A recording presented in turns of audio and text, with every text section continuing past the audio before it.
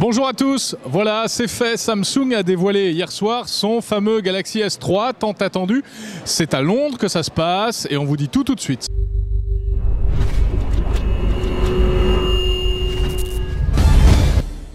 Avec Byster, le mobile sert à payer. Inscrivez-vous dès maintenant sur byster.fr et achetez sur Internet en toute sérénité. Alors dès hier soir sur la chaîne Techno, pratiquement l'avant-première, vous avez pu découvrir le Galaxy S3 en vidéo. Aujourd'hui je vous propose de revenir un petit peu sur les specs techniques de ce Galaxy S3 avec Sonia Guillou qui représente le marketing chez Samsung France. Alors le Galaxy S3 a la particularité d'avoir un écran de 4.8 pouces en Super AMOLED HD, donc un merveilleux écran. Meilleur que celui du Galaxy S2? Meilleur, oui, non seulement par sa taille mais aussi par sa qualité. Ensuite, il a un processeur qui fait toute sa puissance. C'est un processeur quad-core en 1.4 GHz. Il a une mémoire d'1 Go RAM. Il a une super batterie puisqu'elle permet d'avoir 2100 mAh, donc une très très grosse autonomie. Ce qu'il faut retenir de ce produit, c'est qu'il a un véritable écran, une très bonne une bonne prise en main et une fluidité dans sa navigation. C'est surtout ça qu'il faut retenir parce qu'il a la spécificité de vous comprendre, de vous entendre et de vous reconnaître. Alors c'est sa particularité, il est interactif. Alors comment il peut vous comprendre? Tout simplement parce qu'il y a une caméra avec une reconnaissance faciale et lorsque vous aviez par exemple d'autres téléphones auparavant où vous étiez obligé de réappuyer lorsque vous étiez en navigation web, là la spécificité c'est qu'il va reconnaître quand vos yeux sont ouverts et puis quand ils se ferment. Donc là vous n'avez plus besoin de réappuyer sur le bouton pour le lancer. En plus d'être intelligent et de comprendre tout ce qu'on lui demande, il a la particularité d'être interactif et de partager. Alors le partage, ça se situe avec une nouvelle technologie chez Samsung qui s'appelle S-Beam. On rapproche deux Galaxy S3 dos à dos et on va pouvoir partager très rapidement ces photos. Alors la connectivité va se faire d'abord en NFC quand on les rapproche et puis après le transfert en Wi-Fi direct. Donc même des gros fichiers se transfèrent en quelques secondes, je crois. Exactement, très très rapidement et vous avez juste à les mettre dos à dos. Alors ce téléphone sort quand en France et à quel prix ?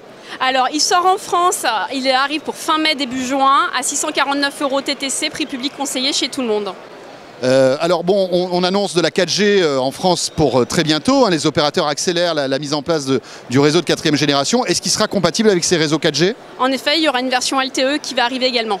Voilà, alors ça c'est la parole officielle de Samsung, c'est alléchant en tout cas.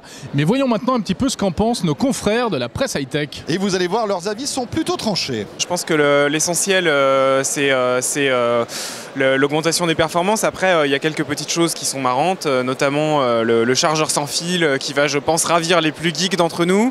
Il va y avoir le fait de pouvoir décrocher sans appuyer sur un bouton, juste en posant le téléphone sur son oreille. Je pense que ça aussi c'est un gadget, mais ça va être marrant. Après, ce qui m'inquiète, c'est la reconnaissance des visages sur les photos. Je ne suis pas sûr que ça soit une très bonne idée de mettre ça automatiquement. Pour les questions de vie privée, c'est pas forcément bon. Ce que j'en retiens, c'est que c'est un téléphone qu'Apple aurait pu faire. Il y a beaucoup de fonctions qu'on trouve déjà dans les produits d'Apple, notamment l'équivalent de Siri. On a vu circuler des mock-ups, des fakes sur Apple ou des suppositions, notamment sur un écran qui serait plus long de façon à augmenter la taille d'écran et pas trop le volume. Et bien c'est ce qu'a fait Samsung. J'ai vu pas mal de choses qui pouvaient être intéressantes. Maintenant, il faut voir ce que ça va donner en vrai, puisque sur une vidéo, c'est toujours intéressant. Mais il semblerait qu'il y ait pas mal d'idées sympathiques dans le logiciel, des petites fonctions, notamment cette espèce de fonction un peu Big Brother de surveillance pour voir ce que l'on fait, pour voir mais pas dans un but d'espionner, mais de rendre le téléphone plus apte en fait à vous aider. C'est quoi cette fonction de surveillance ? C'est-à-dire, d'après ce que j'ai compris, puisque je n'ai pas encore vu l'appareil, c'est un petit... la caméra surveille, entre guillemets, ce que vous faites et est capable de se mettre en veille ou se réveiller selon que vous bougez ou pas. Selon que vous regardez une vidéo, l'écran reste donc allumé ou passe en veille, ce genre de choses. On peut dire qu'au niveau du design, c'est pas top, c'est assez quelconque. Par contre, j'ai bien aimé les nouvelles fonctionnalités, le direct call, S-Voice, il faudra tester, c'est un peu comme Siri. Mais la reconnaissance des visages pour envoyer les photos, des choses comme ça, c'est assez sympa. Ce qui est bien aussi, j'ai l'impression qu'il est super fluide, que la gestion de l'appareil photo est bien faite. On va comparer les photos avec l'iPhone 4S pour voir la qualité, mais ça a l'air plutôt pas mal. Et puis après, c'est les petites fonctionnalités, le partage via NFC, des choses comme ça qui sont plutôt sympas. Le truc qui est un petit peu marrant mais qui va vite nous agacer, c'est le petit bruit de flotte quand on débloque l'appareil et franchement ça donne très vite envie de faire pipi. Il y a l'air d'avoir quand même des choses assez intéressantes qui se profilent en termes de nouveaux usages. Notamment tout ce qui tourne autour de la reconnaissance de visage et qui permet, comme vous allez sans doute le dire, de faire tout un tas de choses nouvelles. Maintenant, j'ai toujours a priori envie de dire, attention, quand on a tous crié waouh devant le Siri, la reconnaissance vocale d'Apple, on s'est rendu compte que 15 jours après, on se remettait à taper nos SMS à la main. Personne s'en servait. Voilà, exactement. Donc là, il y a des choses nouvelles, il faut les essayer, il faut essayer de vivre avec, et puis voir si ce sont des choses qui peuvent s'inscrire dans des nouveaux usages. Le fait, par exemple, de répondre à un SMS en rappelant son correspondant simplement en amenant le téléphone à son oreille, me semble quelque chose d'assez intéressant. Maintenant, est-ce que ça marche effectivement à tous les coups?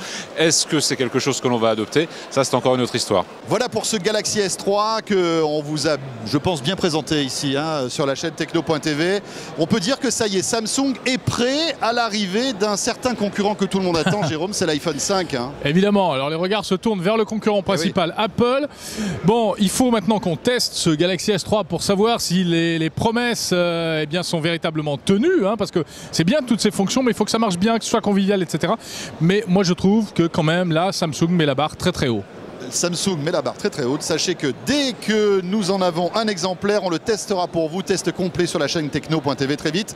Merci de nous avoir suivis. Alors vous avez remarqué, peut-être on était un peu bleu. C'est pas qu'on a bu un peu trop, c'est que les éclairages ici sont bleus. C'est pour ça. Ouais. Vous reverrez, on sera mieux dès lundi. Il n'y a pas de problème, on aura retrouvé nos couleurs habituelles. Et dès demain pour le JTech. Salut à tous et très bon week-end. Ciao, bye.